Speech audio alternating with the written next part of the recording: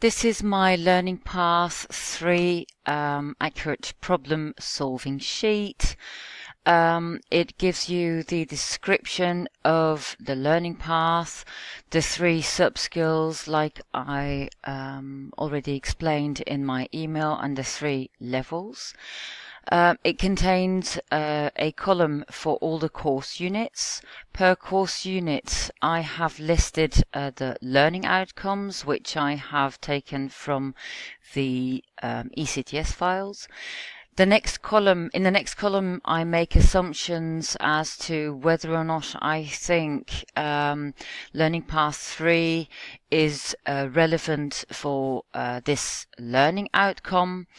The next column shows which study track the specific course unit belongs to. And then I have made 3 groups per sub-skill, so one for entrepreneurial attitude, one for accuracy, independency, systematics, and one for optimization of business processes.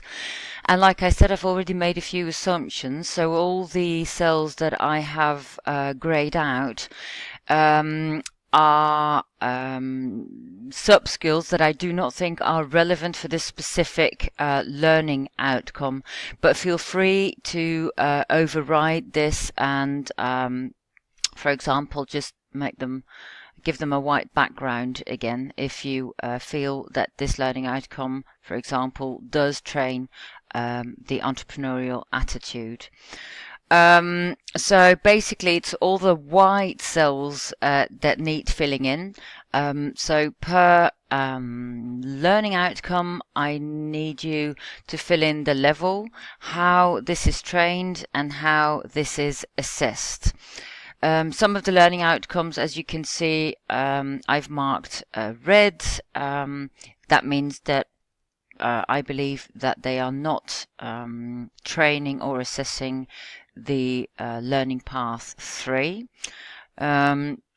I've already filled in for my own course, ICT for Communication, how the accuracy, independency, and systematic sub-skill is being trained and assessed, and at what level, so you can look at that for an example. Yeah, and basically it's all the white cells that need filling in.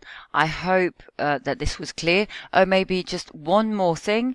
If you want to quickly find your own course unit, you can filter and only select your course unit and then fill in the blank boxes for your course unit. Okay, thank you. Feel free to email me if you have any questions about this.